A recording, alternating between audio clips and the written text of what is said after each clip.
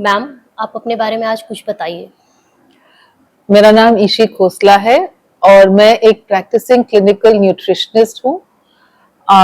मैं almost over 30 years से practice पे हूँ और जितने भी न्यूट्रिशन रिलेटेड प्रॉब्लम्स हैं, जैसे मोटापा है या बीमारियां हैं जैसे डायबिटीज, हाई ब्लड प्रेशर और metabolic syndrome, skin related problems, auto immune problems, digestive problems, neurological problems and mental health problems including malignancies, उनके लिए हम डाइटरी काउंसलिंग करते हैं और कस्टमाइज्ड डाइट प्लान्स बताते हैं। इसके अलावा हमारे काम में हमने लिखा बहुत है और मेरी 4-5 किताबें भी हैं। लेटेस्ट किताब मेरी 4G code to good health by Penguin, जिसमें हमने बात करी है importance of gut health and sugars and अनाज और उसका क्या कनेक्शन है। इसके अलावा हमने बहुत सारे कॉलम्स और आर्टिकल्स लिखे हैं और I am also the founder president of the Celiac Society of India, जो ग्लूटेन रिलेटेड प्रॉब्लम्स या जो जिन लोगों को ग्लूटेन नहीं पचता उनकी जो प्रॉब्लम्स है उनके बारे में लोगों को जानकारी देना और अवेयरनेस करना, नॉट ओनली पब्लिक को but also for medical professionals. हमारे पास कुछ क्वेश्चंस हैं जिनको मैं पूछना चाहूँगी। पहला प्रश्न है, क्या चाय कॉफ़ी आपके स्वास्थ्य के लिए हानिकारक है? चाय कॉफी जो है वो बिल्कुल हानिकारक नहीं है, लेकिन आम तौर पे जो देखा गया है और जो लोग जिनकी आंतें कमजोर हैं उनको ये परेशान कर सकता है अगर आप इसको एक्सेस में लें। तो कितना, हर चीज का एक सवाल होता है, कौन ले रहा है और कितना ले रहा है, कैसे ले रहा है। तो चाय कॉफी अपने आप पे कोई हानिकारक चीज नहीं है और फायदे भी करती है, लेकिन अगर आप 6 कप चाय के ले लेंगे और 3-4 कप कॉफी के पी लेंगे दिन में तो वो जरूर एवरेज आदमी को भी परेशान कर सकती है, क्योंकि इसमें कुछ अच्छी चीजें हैं लेकिन कैफीन भी होता है जो इरिटेट करता है आंतों को, तो बहुत ज्यादा लेने से नुकसान है। तो मॉडरेशन में सभी के लिए ठीक है और अपने आप में वो फायदा भी करती हैं, उनमें एंटीऑक्सीडेंट्स एंड फाइटोकेमिकल्स भी हैं। दूसरा प्रश्न है मैम कि कैसे पता चलेगा कि आंत खराब हो रही है? अगर आप स्वस्थ हैं और आपको कोई क्रॉनिक प्रॉब्लम नहीं है, आप मेंटली भी खुश हैं, एक पूरी तरीके से जिसको mental, physical, emotional, spiritual wellbeing अगर आप में है, तो जाहिर है कि आपकी आंतें आपके लिए काम कर रही हैं और खुश हैं और आप स्वस्थ हैं। अगर आपको कोई भी प्रॉब्लम, चाहे वो इम्यूनिटी रिलेटेड प्रॉब्लम है, बार बार खांसी जुकाम होता है, या आपको न्यूट्रिशन जो कमियां होती हैं, डेफिशिएंसीज होती हैं, अनीमिया है या कोई और कमी, B12 की कमी है या कैल्शियम मैग्नीशियम की कमी है, ऑस्टियोपोरोसिस है, या आपको कोई बीमारी है जैसे ऑटो इम्यून प्रॉब्लम, थायराइड को समझ लीजिए, या आपका त्वचा ठीक नहीं है, या आप को मेटाबॉलिक डिजीजेस हैं जैसे आपको डायबिटीज है, हार्ट डिजीज है या कोई और तकलीफ है, तो जाहिर है कि उसकी जो शुरुआत जो होती है वो आंतों में ही होती है। तो चाहे बच्चों में ग्रोथ प्रॉब्लम्स हो सकती हैं, पेट निकलना, ब्लोटिंग, डाइजेस्टिव प्रॉब्लम्स, कॉन्स्टिपेशन, जैसे छोटी छोटी जो प्रॉब्लम्स हैं, डिसऑर्डर्स हैं, डिजीजेस हैं, छोटी से लेके बड़ी, अगर आप में है तो आपकी आंतों पर ही फोकस करना है, क्योंकि all diseases begin in the गट।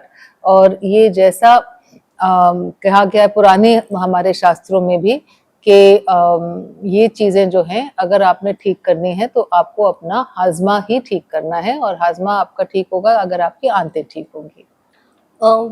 व्यायाम पेट के स्वास्थ्य पर कैसे प्रभाव डाल सकता है? ये तो व्यायाम तो ऐसा है कि सभी को करना चाहिए, और ये जो हमारी डाइजेशन की हमने बात करी उसके लिए भी बहुत अच्छा है, और इसके साथ साथ हमारी सर्कुलेशन के लिए बहुत अच्छा है। तो डाइजेशन और सर्कुलेशन ही दो मेन चीजें हैं जो हमारे शरीर को जो मतलब सबसे ज्यादा जरूरी है।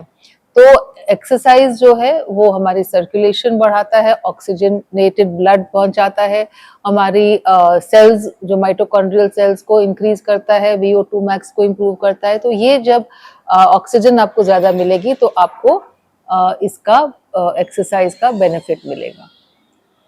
और मेंटली भी आपके कुछ ऐसे हार्मोन्स जो होते हैं जो एक्सरसाइज में सिक्रीट होते हैं, जैसे एंडोर्फिन्स कहते हैं, वो आपको पॉजिटिव रखते हैं और आपको हैप्पी रखते हैं। एक प्रश्न यह भी है कि यदि मैं सीलियक रोगी हूँ, मेरे पेट में जलन होती रहती है, तो मुझे क्या करना चाहिए? अगर आपको डाउट है कि आपको सीलियाक डिजीज है या गेहूं से परेशानी है, तो सबसे पहले तो आप एक सेल्फ एलिमिनेशन करके देखें। 1 हफ्ता 10 दिन आप गेहूं और गेहूं के पदार्थ जैसे सूजी हो गया, दलिया हो गया, मैदा हो गया, ये ना खाएं और देखें कि आप कैसा फील कर रहे हैं। उसके साथ साथ आप एक लैब में जाएं, जांच कराएं, अपनी ब्लड टेस्ट कराएं, जिससे आपको जो टेस्ट होते हैं टीटीजी और एंटीग्लाइडिन एंटीबॉडीज और एक फूड इंटॉलरेंस टेस्ट, ये सब कराएं और किसी अच्छे क्वालिफाइड एक्सपीरियंस जो इस फील्ड में हैं उनको आप दिखाएं, जिससे आपको आइडिया हो जाएगा कि आपको सीलियाक है। और अगर आपको सीलियाक नहीं है और गेहूं से फिर भी परेशानी आपको लगी कि आप बेटर हैं उसके बिना, तो आपको हो सकता है नॉन सीलियाक व्हीट सेंसिटिविटी हो, जिसमें वही चीजें वही लक्षण होते हैं लेकिन उसमें सीलियाक डिजीज नेगेटिव होता है। तो जरूर किसी क्वालिफाइड प्रोफेशनल से जो इसके बारे में जानकार हो उससे आप संपर्क करें। आंत की सूजन को कैसे कम करें और क्या यह वास्तव में त्वचा के स्वास्थ्य से संबंधित है?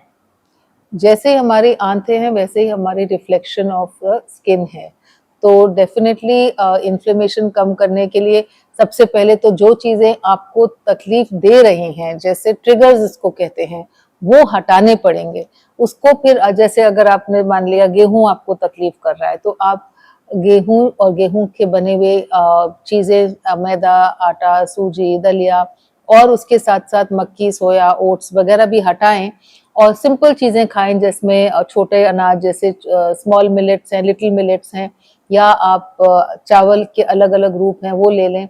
और अगर आपको बेहतर महसूस हो रहा है तो इसी का ये एक वो आपको एक स्टेप है जिसको हम बोलते हैं रिप्लेसमेंट। तो पहले रिमूव किया, फिर आपने रिप्लेस किया through the right kind of alternatives. उसके साथ साथ आपको फिर जो डैमेज की वजह से आपकी न्यूट्रिएंट्स की कमी हुई है, विटामिन की कमी हुई है, विटामिन डी है, B12 है, एंड उनको आप जांचें लेबोरेटरी में और उनको आप पूरा करें। और फिर आपके गट बैक्टीरिया जो होते हैं, जो छोटे छोटे कीटाणु होते हैं, वो भी इम्बैलेंस फॉर्म में होते हैं, उसको बोलते हैं डिसबायोसिस। तो उसके बिल्डअप के लिए आपको भी प्रीबायोटिक, प्रोबायोटिक, फाइबर फूड और अच्छा हाइड्रेशन रखना है, अल्कोहल हटाना है, कुछ हार्मफुल चीजें जैसे ट्रांस फैट्स हैं, जो बेकरी के प्रोडक्ट्स होते हैं ना, जो जिसमें बिस्किट वगैरह मार्जरीन यूज होती है, वो किस्म का फैट आपको हटाना है, बाहर तला तुला हटाना है और एक्सेसिव शुगर भी हटानी है, एक्सेसिव अल्कोहल हटाना है। तो उससे आपकी रीबिल्ड होगी गट। और ये बिल्कुल मानना है कि जितनी भी आप और केमिकल और टॉक्सिक चीजें हैं आपके वातावरण में, चाहे वो दवाइयाँ क्यों ना हो बहुत ज्यादा, उनका भी आप लोड कम करें। मैम, तनाव पेट के स्वास्थ्य को कैसे प्रभावित करता है? एक चीज होती है गट और ब्रेन एक्सेस। तो हमारा जो ब्रेन है वो गट से जुड़ा है। इसमें कहते हैं कि अगर स्टमक और मतलब जो हमारा गट है उसमें अगर 9 मैसेजेस जाते हैं दिन में, तो ब्रेन से एक ही जाता है गट में। तो ब्रेन से बहुत कम कम्युनिकेशन है, उल्टा गट से ज्यादा कम्युनिकेशन होता है। तो ये एक अपने आप में एक्सप्लेन करता है कि हमारा जो हम खाएंगे, जैसा अन्न वैसा मन। तो जो हम खाएंगे वैसे ही हमारी आंतें होंगी और फिर वैसे ही हमारा मेंटल स्टेट होगा। तो चाहे डिप्रेशन है, चाहे आपको बाइपोलर है, स्किज़ोफ्रेनिया है, या EDD अटेंशन प्रॉब्लम्स है, फोकस नहीं कर पा रहे, या एंजाइटी है, या पैनिक है, या इस किस्म की चीजें हैं, बहुत ज्यादा स्ट्रेस रहते हैं, तो या नींद भी ना आना, वो भी एक अपने आप में लक्षण है इनका डिप्रेशन का। तो ये आपके गट से ही शुरू होते हैं। तो आपने गट को अच्छा रखना है, हैप्पी रखना है और पॉजिटिव रखना है। मैम, ऐसे कौन से पेय पदार्थ है जो अतड़ियों को स्वस्थ रखते हैं? अंतड़ियों को स्वस्थ, फ्लूइड बहुत जरूरी है, लेकिन कुछ ऐसी चीजें होती हैं जिनको हम कहते हैं वैल्यू एडेड वाटर्स या डिटॉक्स वाटर्स। तो चाहे तो आप एलोवेरा आंवला का पानी लें, चाहे आप कुछ स्पाइस वाटर्स अपने हिसाब से बनाएं। कुछ स्पाइसेस वार्म होते हैं, सीजन के हिसाब से, इंडिविजुअल के हिसाब से देने होते हैं। अगर हम अजवाइन और जीरा की बात करें तो वो अपने आप में डाइजेस्टिव है। अदरक का पानी लें, पुदीने का पानी लें, वो ठंडे हैं। पुदीने का पानी, सौंफ का पानी लें तो वो ठंडा है। तो अपने अपने हिसाब से लें। कभी थोड़ा सा हम हल्दी डाल के भी ले सकते हैं, हल्दी और काली मिर्च का पानी लें। और ठंडों में जैसे कोकोनट वाटर है, नींबू पानी है, कोकम का पानी है, तो ये भी अपने आप में अच्छे हैं। अगर आपकी आंतड़ियाँ ठीक हैं और आप डेयरी ले सकते हैं तो आप छाछ लें, लस्सी लें, बटर मिल्क जिसको कहते हैं, वो भी अपने आप में बहुत अच्छा है। और बाकी तो कॉन्जी होती है एक हमारी ट्रेडिशनल, उसमें जैसे चावल को, अगर बासी चावल को रखें ओवरनाइट तो वो भी एक बड़ा अच्छा सूप बनता है, आंतड़ियों के लिए बहुत अच्छा होता है। तो इसी तरह हमारी ट्रेडिशनल चीज़ें हैं। और हर्बल टीज़ जो हैं उसमें बहुत वैरायटी है, एक एक नाम लेने से ठीक नहीं होगा। लेकिन जैसे ग्रीन टी हो गई और उसके साथ आजकल और भी इतनी व्हाइट टी और टीज़ तो है ही। तो ये चीज़ें आप लें अपनी डाइट में अपने हिसाब से, अपने प्रिस्क्रिप्शन, अपनी बॉडी के हिसाब से, तो आपको ज़रूर उनकी सपोर्ट मिलेगी। मैं अपने पेट के स्वास्थ्य को कैसे सुधार सकती हूँ और पाचन समस्याओं का पूर्वानुमान कैसे लगा सकती हूँ? ये सब बातें जो हैं जो आपकी मैंने बताई हाजमे की, ये एक ज़रूरी बात ये है कि इंडिविजुअल होना चाहिए, सबके लिए सब कुछ नहीं है। अगर दूध दही सूट नहीं कर रहा तो आप, ज़रूरी नहीं कि आप दूध दही ही लें क्योंकि हमने बोला है, तो वो आपको पर्सनलाइज्ड कस्टमाइज्ड डाइट की ही ज़रूरत है। तो एक सब जनरल मैसेज है और एक सबके लिए स्पेसिफिक भी है, क्योंकि सबका जो गट है, आंतें हैं, सबकी यूनिक हैं, एक किस्म से हमारा सिग्नेचर है वो। तो अपने हिसाब से खाना खाएं, कस्टमाइज करके खाएं और आप स्वस्थ रहेंगे। अपने बॉडी में बिल्कुल मतलब टॉक्सिसिटी जितनी भी है वो कम रखें। टॉक्सिसिटी कहाँ से होती है? जिस खाने में हमारे बहुत ज़्यादा प्रिजर्वेटिव्स हैं, प्रोसेसिंग जिसमें बहुत ज़्यादा हो गई है, या गलत किस्म के फैट्स हैं, या हम टॉक्सिक वातावरण में हैं, जैसे एयर पोल्यूशन बहुत है, पानी की केमिकल लोड बहुत है, तो वो भी अपने आप में हमारे स्वास्थ्य और अपने डाइजेशन को परेशान करता है। तो ये आपको एक होलिस्टिक सोल्यूशन बनाना है। और इसमें होलिस्टिक में ये भी देखना है कि एक तो सीजनल खाएं, लोकल खाएं, और जहाँ तक हो सके बिना पेस्टिसाइड का खाएं। और कभी कभी ना भी खाएं, फास्टिंग भी कर सकते हैं, है ना। ना खाने से भी बॉडी और गट जो है वो रिपेयर होती है।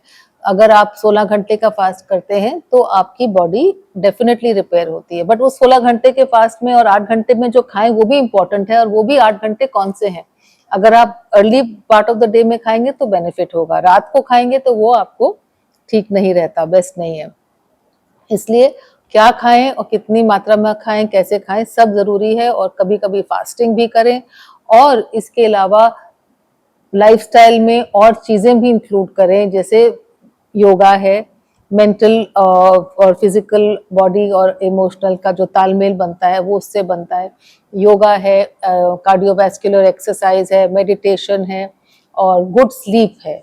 ये भी अगर आप फोकस करेंगे तो हर किस्म से आप, हर तरफ से आप स्वस्थ रहेंगे। क्या आंत स्वास्थ्य और मानसिक स्वास्थ्य में के बीच में कोई संबंध है? मेंटल एंड फिजिकल बिल्कुल कनेक्टेड है।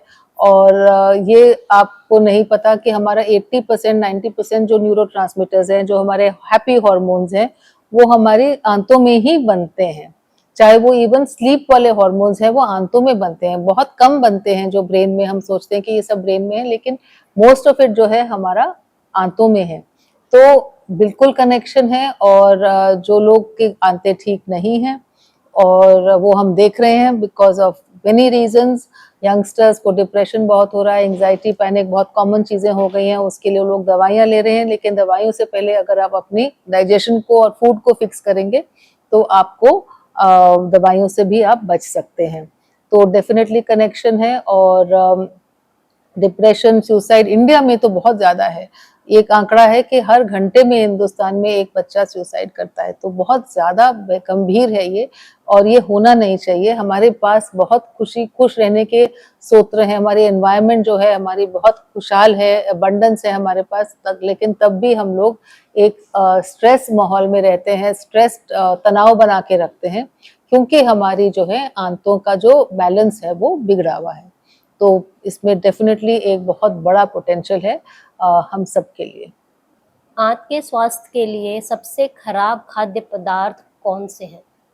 तो अब हम आए, हमने बात करी क्या खाएं, कैसे खाएं, कब खाएं और क्या ना खाएं। लेकिन क्या ना खाएं में हमने बताया जैसे ट्रिगर फूड्स हैं, अगर आपके पास बॉडी में फूड सेंसिटिविटी है तो क्या अनाज आपको परेशान कर रहे हैं, तो उनका सबसे पहले उनको आप हटाएं। उसके अलावा जो टू मच शुगर है या बहुत ज्यादा केमिकली बेस्ड फूड है जिसमें बहुत सारे इंग्रेडिएंट्स हैं जो आप पढ़ भी नहीं पाते, तो समझ भी नहीं पाते, वो वाला खाना ना खाएं। सादा घर का बना खाना जो होता है वो सबसे बेस्ट होता है। बहुत ज्यादा प्रोसेस्ड फूड और बाहर का खाना जो पकाते हैं उसमें फ्लेवरिंग्स होती हैं, वो आपकी आंतों को बिगाड़ते हैं। तो वही चीजें हैं। और उसके साथ साथ जो भी कई लोग दूध से भी परेशान रहते हैं या दूध पचा नहीं पाते, जैसे एज बढ़ती है तो आंतों की जो कैपेसिटी है टू डाइजेस्ट मिल्क भी खत्म हो जाती है। तो अपने आप में दूध एक अच्छी चीज है, लेकिन हमारी बॉडी जो है बदल गई है, इसकी वजह से वो चीज भी परेशान कर सकती है। लेकिन ये सबके लिए नहीं है, कई लोग पचा भी सकते हैं। और दूध में भी ऐसा है कि हर किस्म का दूध है, गाय का भी दूध है, A2 गाय का दूध है, भैंस का दूध है, बकरी का दूध है, और उसके हिसाब से उनके प्रोडक्ट्स भी हैं। तो किसको क्या सूट करता है, ये एक टेलर मेड एडवाइस है। मैम, मोटापा आजकल लोगों का सबसे ज्यादा गंभीर समस्या बनता जा रहा है, इसके लिए क्या उपाय है? मोटापा वाकई में एक बहुत गंभीर हमारे ग्लोब में, पूरे विश्व में, लेकिन हमारी अपनी कंट्री में भी हम देख रहे हैं कि न केवल मतलब 40-50 साल के बाद जो होता था, अब बच्चों में एक बहुत बड़ा समस्या बन गया है। अपने आप में स्कूल में भी देख रहे हैं कि जो बच्चे अपने एक्टिव भी हैं लेकिन वो अपना बॉडी वेट नहीं मैनेज कर पा रहे। और इसकी एक सिंपल एक तो है कि एक्सपोजर टू द फूड जो हमने बताया कि वो आपके लिए ठीक नहीं है। बहुत ज्यादा शुगरी ड्रिंक्स हैं, आइसक्रीम्स, कोल्ड ड्रिंक्स, बहुत कोला जो बहुत इजीली अवेलेबल हो गए हैं, तो वो फूड्स एक अपने आप में हमारी आंतें बिगाड़ रहे हैं। तो अर्बन सिनेरियो में तो जो, इसलिए अगर मोटापा ठीक करना है तो हमको आंतों पर ही फोकस करना है, खाने। और अगर हम उस पर फोकस करेंगे तो हमारी जो भूख रेगुलेटिंग, एपेटाइट रेगुलेटिंग हार्मोन्स हैं वो भी ठीक हो जाएंगे, क्योंकि वो भी गट में ही होते हैं। तो जो हमारे जितना खा रहे हैं, एपेटाइट कंट्रोलिंग का मतलब हमारी रेगुलेटरी सेंटर्स हैं वो भी हमारी आंतों में हैं। तो अगर हम अपनी फोकस करेंगे डाइजेशन को, माइक्रोबायोम को और ऑफ कोर्स टाइमिंग को, तो हम अपने मतलब पॉपुलेशन को मोटापे से बचा सकते हैं। और इसमें वो भी है, अनाज भी अपना कम लें, टाइम से लें, बेटर लें, और शुगर्स और बैड फैट्स को अवॉइड करें, तो मोटापा नहीं होगा। मैं ये भी देखती हूँ कि बहुत लोग बहुत कम खा रहे हैं। ये तो है एक सिनारियो जहाँ पे वास्तव में हमको लगता है कि बहुत ज्यादा खाना खा रहे हैं इसलिए मोटापा है। कई बार हम ही देखते हैं कि एक इतनी लो कैलोरी डाइट खा रहा है इंसान कि वो बेरली 800 या 1000 कैलोरीज भी नहीं खा रहा, लेकिन तब भी मोटापा नहीं उसका काबू आ रहा, और वो बार बार डाइट करता है, फिर डाइट छोड़ता है, फिर और मोटापा बढ़ जाता है। तो ये जो सिचुएशन है कि इसको हम अगर ये हो रहा है और अब बहुत वास्तव में कम खा रहे हैं, तो डेफिनेटली आपको गेहूं से परेशानी है और आपको फूड इंटॉलरेंस वगैरह का टेस्ट कराना चाहिए। और एक जो मैंने बताया डाइटिंग बहुत ज्यादा, क्योंकि लोग इतने परेशान हो जाते हैं, तो कभी आज कीटो डाइट है, उसके बाद कभी एटकिंस डाइट है, आजकल फास्टिंग है, फिर ये वीगन डाइट है और ग्लूटेन फ्री डाइट है। सब किस्म की डाइट्स लोग ट्राई करते रहते हैं। और किसी सहेली की डाइट है, किसी ने ऑफिस में बता दिया कि इससे ठीक हुआ तो वो शुरू कर देते हैं। तो जितनी बार आप डाइट करते हैं उससे भी हमारी नुकसान होता है। जब भी हम वापस जाते हैं वेट हमारा वापस ज्यादा वेट होके आता है, तो वो भी एक अपने आप में एक मोटापा कर देता है। It's a recipe for disaster. तो बहुत ज्यादा डाइटिंग वगैरह ना करें, फिजिकल एक्टिविटी मॉडरेट करें और ये देखें कि हमारा वजन क्यों तेजी से बढ़ता है, हमारा वजन क्यों काबू नहीं आ रहा, क्योंकि हमने एक दिन गलत खा लिया तो 1 किलो 2 किलो क्यों बढ़ गया। ये साइंस हैं अपने आप में एक खराब आंत के, और फूड इंटॉलरेंस का टेस्ट जरूर कराएं। एक प्रश्न, जो लोग वर्क फ्रॉम होम करते हैं उसके कारण भी घर में बैठ के काम करने से उन्हें कैसा आहार लेना चाहिए ताकि उनका स्वास्थ्य ठीक रहे? जब भी आप एक्टिविटी कम हो आपकी किसी वजह से, नंबर 1 तो एक बारी सिटिंग करनी नहीं है घंटों घंटों, आपको हर 1 घंटे में 15 मिनट के लिए उठना है। ये एक बहुत कंपल्सरी, चाहे आप सोचें कि मैं तो जिम चला जाऊंगा उसके बाद 1 घंटा जिम कर लूंगा, ये बिल्कुल गलत सोच है। कंटिन्यूअस सिटिंग अपने आप में एक टोबैको का रूप माना गया है। तो प्लीज कीप गेटिंग अप। कभी आजकल तो स्टैंडिंग डेस्क तो ट्रेडमिल टेस्ट भी आ गए हैं, इसीलिए क्योंकि प्रोलॉन्ग सिटिंग नहीं करनी।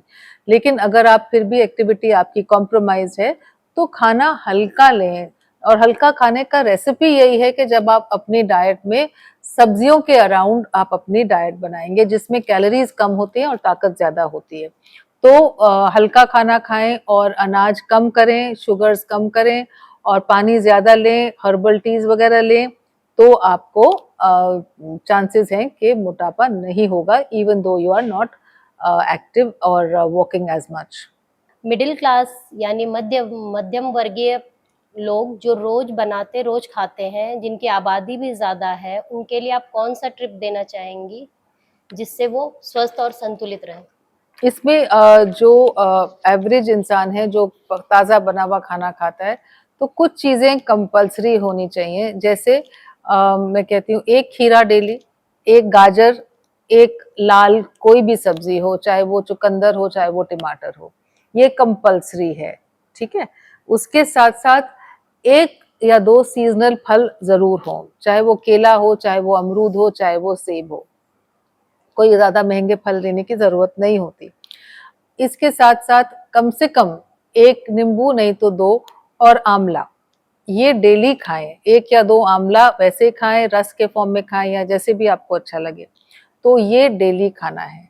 और अपने सलाद में डालें काट के, बहुत अच्छा हो जाता है आंवला, टेस्ट भी अच्छा हो जाता है। और इसके साथ साथ एक हमारा हर एक फोकस जो ग्रीन वेजिटेबल है उस पे जरूर होना चाहिए। कोई भी सीजनल साग कम से कम मतलब मैं तो कहूंगी 1 मील में जरूर हो दिन में, ठीक है। 1 मील में कोई भी सीजनल साग या कोई हरी सब्जी जरूर खाएं। और 1 मिलेट्स जरूर खाएं। मिलेट्स का मतलब 1 millet meal a day. Millet का मतलब बाजरा, ज्वार, लिटिल मिलेट, सामक के चावल, कोडू मिलेट, जो भी आपको 1 मील में आप मिलेट्स जरूर खाएं। और 1 मुट्ठी भर या तो मूंगफली या चना या कोई ऐसी चीज, नट्स एंड सीड्स होते हैं जो लोकल अवेलेबल हैं, वो जरूर खाएं 1 मुट्ठी भर। इतना खा लिया उसके बाद आप जो मर्जी खाएं, आप स्वस्थ रहेंगे, आपकी भूख कंट्रोल हो जाएगी। और मैं तो ये भी कहूंगी कि कोशिश करें कि जो भी ये सुन रहा है कि 1 टाइम स्प्राउट्स खाना एक नियम बना ले, तो वो भी एक मुश्किल बात नहीं है। आपकी एपेटाइट भी कंट्रोल होगी और आपको हल्का लगेगा, महसूस भी आपको बेटर लगेगा। और आप टाइम देख के खाएं, अच्छे समय पर खाएं। पहले गांव में सनसेट के बाद नहीं खाते थे, हम भी ऐसा ही करेंगे। और अच्छे फैट्स का इस्तेमाल करें, बहुत ज़्यादा रिफाइंड ऑयल्स ना लें।